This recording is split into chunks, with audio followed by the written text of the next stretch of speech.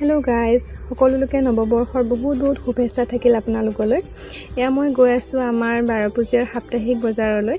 আৰু আজি 1 জানুৱাৰী আছিল, এইটো 1 জানুৱাৰীৰ ভিডিঅ' আছিল। 1 জানুৱাৰী থকাৰ কাৰণে হয়তো মানুহৰ ইমান এটা ভিৰ নাছিল, আৰু মই ৰাতিপুৱা ভাগত গৈছিলোঁ বজাৰলৈ, গতিকে ইমান এটা মানুহৰ ভিৰ বজাৰত নাই। ইপিনে দাদা এজনে এয়া আলু জুখি আছে। তাৰপিছত ময়ো ফুলকবি আৰু বন্ধাকবি কেইটামান লৈ ল'লোঁ। যিহেতু এটা ঠাণ্ডাৰ দিন, গতিকে ফুলকবি আৰু বন্ধাকবি নল'লে হ'ব জানো? গতিকে ময়ো ফুলকবি আৰু বন্ধাকবি এটা লৈ ল'লোঁ। তাৰপিছত ৰঙালাও ল'লোঁ, আৰু ইপিনে এয়া কেপচিকামো কেইটামান ল'লোঁ। আৰু অলপ বজাৰৰ কাম আছিলে, সেইবিলাক কৰিলোঁ বাৰু, ইয়াত দেখুওৱা নহ'ল ইমান এটা। আৰু ইপিনে বিহু আহি আছে আমাৰ, নহয় জানো? গতিকে বিহুৰ কাৰণে অলপমান আমাৰ গুড় লৈ ল'লোঁ পিঠা বনাবৰ কাৰণে। মই বজাৰৰ পৰা ওলালোঁ। এয়া বজাৰৰ পৰা ওলাই চিধা মই পালোঁগৈ আমাৰ খানা খোৱা ঠাইকণত।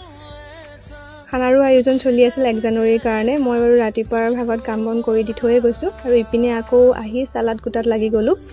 মই আহি পোৱালৈ অলমষ্ট ভাত পানী ৰেডি হৈছেই বাৰু, বজাৰ কৰি আহি পোৱালৈকে।